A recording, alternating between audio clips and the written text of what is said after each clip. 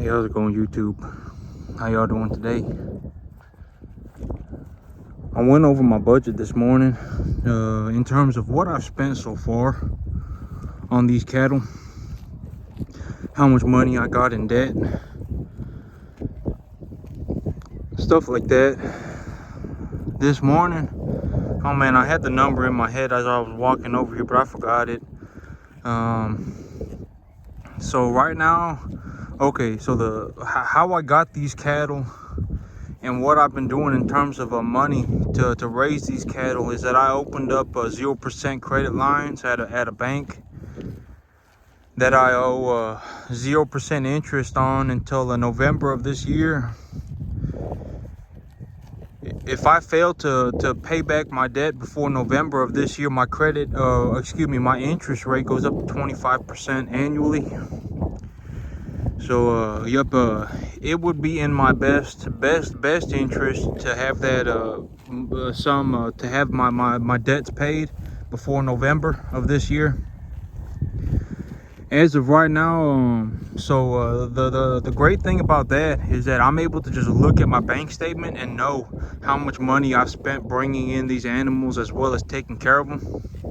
And so right now, I got about, I think the number was $15,889 in debt with some change.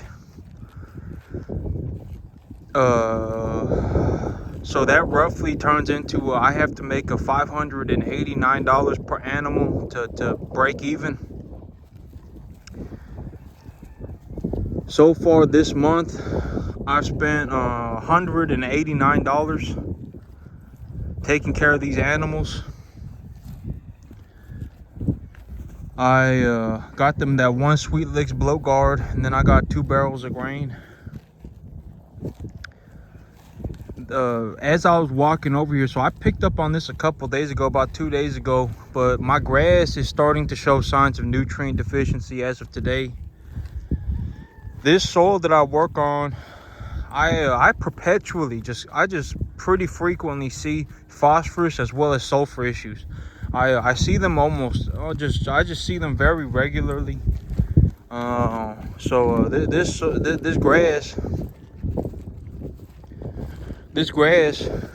This right here is a sign of a phosphorus deficiency right here, where the leaf is just like this.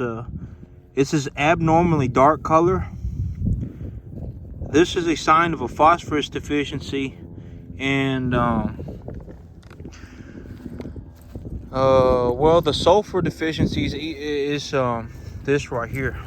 The tips of the blades of grass will begin to turn this color, where they'll just start losing that color in the tips of their leaves. It's like right here. This is a sulfur deficiency, and you can see. I don't know if it's easy to tell on camera, but all of the grass is I would say more than 90% of the grass right now is showing signs of phosphorus deficiency. Like this right here. This is all phosphorus deficiency. This is all phosphorus deficiency. This is all phosphorus deficiency. And I'm seeing a lot of signs of a sulfur deficiency as well. But I would say over 90% of the grass, like all this grass right now that I'm looking at right now, sulfur deficiency, phosphorus deficiency, sulfur deficiency, phosphorus deficiency. Yeah, I got a lot of phosphorus and sulfur issues. I also need a lot more water. So I got a lot of phosphorus problems on this grass right now, and I got a lot of sulfur deficiency problems on this grass right now. And when the grass looks this bad, like when I look at the grass and I go, oh my God, this is real bad. One way or another, I will pay. Either I will have reduced gains in the cattle, or the grass will just grow slowly. One way or another, I will pay. So I would rather just pay the least amount of money possible, and that the way to do that is to just put fertilizer on it. Everywhere I look, sulfur deficiency, phosphorus deficiency, sulfur deficiency. And so, yep, I need like I was walking up here and I was like, oh my gosh, I kind of picked up on it for the first time about 2 days ago, about 3 days ago, where I was like, oh well, I mean, it's about that time, I guess. I need to put some fertilizer on this field. Phosphorus deficiency, sulfur deficiency. I mean, yep. Well, it makes sense. It's about time that I fertilize this field again. The last time I fertilized this field was with last month's fertilizer supply. I had fertilizer from last month that I just dumped on this field before it started raining, and it's been probably about 3 weeks since then. And the cattle have been grazing this grass real hard because we got that rain, and so the grass was growing in real good. So the cattle have been grazing this grass real hard, and so yep, I got a lot of mineral deficiencies in the soil right now for this grass to grow properly. And so so far I've spent $189 this month.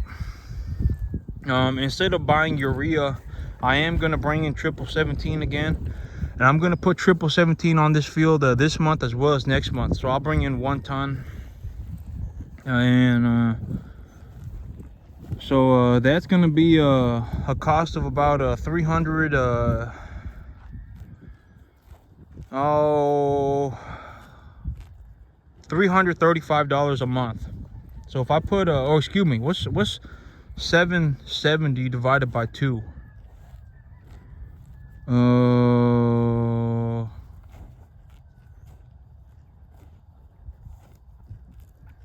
770 divided by 2. That is 330. No, that's 670. It'd be like $385 a month. And so if I put the $385 in, well, let's just say 200 to make my life easy, because if I had to add 190 to 380, I don't know what that is. So 380 plus 200, that's about 580. So this month so far my budget's going to be about $580 on these animals to raise these animals. And then I need to add another $150 for a little bit more grain. So yeah, but my costs are real high right now because I don't have that front field, and I'm needing to supplement these animals feed to give them enough food to keep on developing properly. But in terms of food for these animals, food is incredibly important for these cattle. An animal that is having a poor diet will have a lot of problems. Like if I was just I guess as an example, if I had a field like where I brought in new stocker calves, or I brought in new cattle, and I had a lot of animals that were getting sick and dying, and they just weren't doing that good. The reason that is probably happening is because something is wrong with their nutrition. I need to keep a meticulous eye on I need to be very diligent on making sure that these animals' nutrient requirements are met. Because if an animal, well, if a bovine starts having a bad diet, they'll start getting like pneumonia and stuff. They'll start getting sick. They won't starve to death, but they will develop health issues. They'll have a suppressed immune system, and then they'll start getting pneumonia, sulfur deficiency, phosphorus deficiency. I mean, it's everywhere. Phosphorus deficiency, sulfur deficiency. And so one way or another I will have to pay.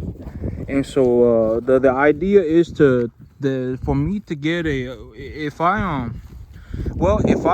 put money into fertilizer, I'll ultimately get a positive return on investment, because that fertilizer will grow this grass, and then the grass will feed the cattle, and the cattle will put on weight. When the weather is real good, well, so far on average I've spent about I spend about $500 a month raising these animals. Well, when everything is averaged out over the long term, I spend about $450 to $500 a month raising these animals. And for that, so my cost to gain is somewhere around, I would estimate around 35 cents a pound. So the money that I put in, it's an investment. I don't look at it like I'm spending money. I look at it as in I'm investing money, because if I put in 35 cents and I got $1 from that, or maybe even $1.25 from that, I've quadrupled my money. And so that's how I look at it. If I have an opportunity to put in 35 cents to make $1.25, that's how I look at it. It's like why wouldn't I do that? And so that's why I'm as long as the budget doesn't go like obscenely out of control. Like in the winter time, there was about 2 weeks where it was just too cold for this grass to grow, where the grass actually died.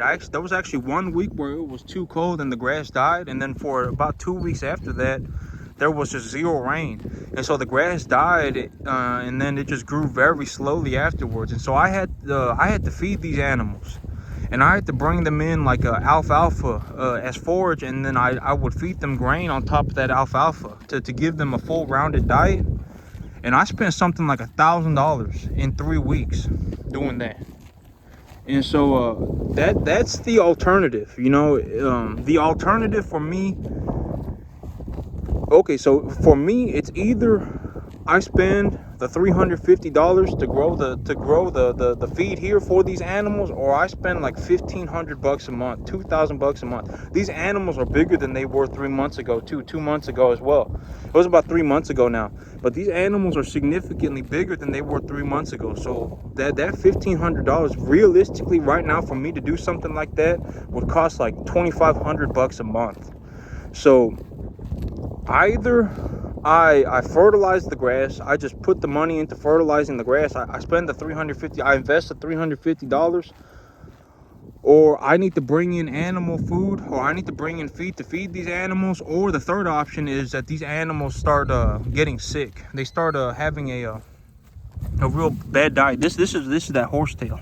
This is mare's tail, but this is you definitely don't want this stuff growing in, because it'll bolt and it'll get real tall. But yep, if these animals have a low quality feed, what usually happens is that they won't starve to death, but they'll usually end up getting sick. Stocker cattle, like if I have if there's ever a situation where like stocker cattle are just getting sick left, right, center, the first thing I would look at is their food. What does the quality of food look like, and take a real hard look at it. And if their feed quality is too low, they're probably having some kind of nutrient deficiency, and they're probably got some kind of a suppressed immune system, and that's probably why they're developing the pneumonia. But yep, I'm gonna have to put some fertilizer on this field, and my budget this month right now is looking like it's gonna be well, let's say $350. It's gonna be close to $700 for this month, and it's so high because I don't have that front field right now. Once I get that Sudan grass planted, my costs will drop again. And so I would say that this month and next month are going to be my 2 highest cost months, and then the 2 months after that will be a very, very low cost months, and then these animals will be going to market at a very high weight.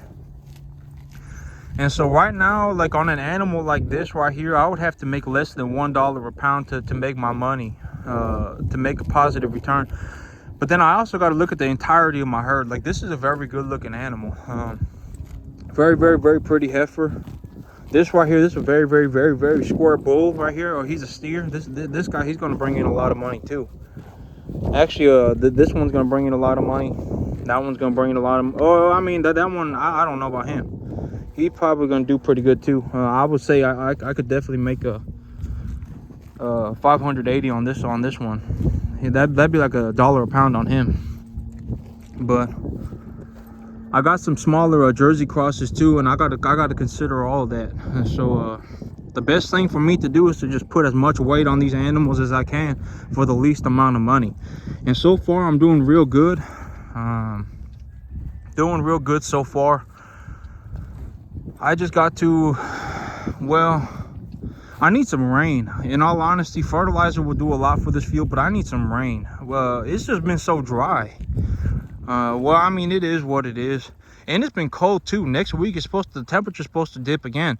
But that temperature, the weather channel is forecasting that it's supposed to only drop down to 49 this time. And I'm kind of debating if I would like to risk it for the biscuit and get the Sudan grass in the ground and just hope that the soil insulates the seed during the cold, that little bit of a cold period. But the big risk with Sudan grass is if I plant the seed when it's cold, when the soil is cold, the seed won't germinate, and it'll stay in like dormancy for a long time. And so I got to figure out what I'm gonna do. Right now, the major things that I'm considering is either just plant it early and then just kind of see what happens. Maybe the soil will kind of insulate the seed to keep it warm while the temperature drops. Or the second option that I'm considering is to just plant the seed on the soil when the soil is a little bit wet, and then just kind of well, if I'm gonna do that, the thing is that if I'm gonna drill the seed into the soil when it's kind of wet, is that I would need rain again pretty soon after I've drilled the seed. So it's gonna take, if the rain event is pretty substantial, like if there's over a 3/4 inch of rain or something like that, I'll have to wait 2 or 3 days for that soil to be just dry as well as firm enough for me to drill seed on it. But if I wait 2 or 3 days until the seed bed is firm enough for me to drill seed on it, and I drill seed on it, it's gonna have to rain again within 3 days after that, or the seed, or the top of the seed bed will dry out, and then the seed will just be dry, will be bone dry again. And so depending on the weather conditions, I'm going to just kind of well, I'm gonna just do my diligence and see what I'm gonna do. Either depending on weather conditions is going to be the major thing on how I decide to go about drilling seed. I'm just gonna the idea is to just be diligent about it, right? I'm going to see where the window of opportunity is, and then I'm going to plant in that window. Because if I am going to get, okay, so if the rain is going to be here, and that's going to be the only rain that I get for the rest of the month, if this rain event is going to be the only rain that I get for the rest of the month, I'm probably just going to have to risk it for the biscuit and just potentially take a calculated loss on the seed. And I may just have to bring in a little bit more seed. I may have to reseed it if things go poorly. But if it rains and then it says it's going to rain again a week or so later, about a week or so later, that'll give me the 5 or 6, 7 days that I need to be able to drill the seed onto a slightly wet soil bed, and then get some more water on it before it just goes bone dry again. And so the window of opportunity is going to present itself here soon, is what my I guess my farmer instinct is saying. I can kind of just feel it. I guess my spidey senses are tingling, right? The window of opportunity is about to open. I just need to I'll have a chance here soon, is what my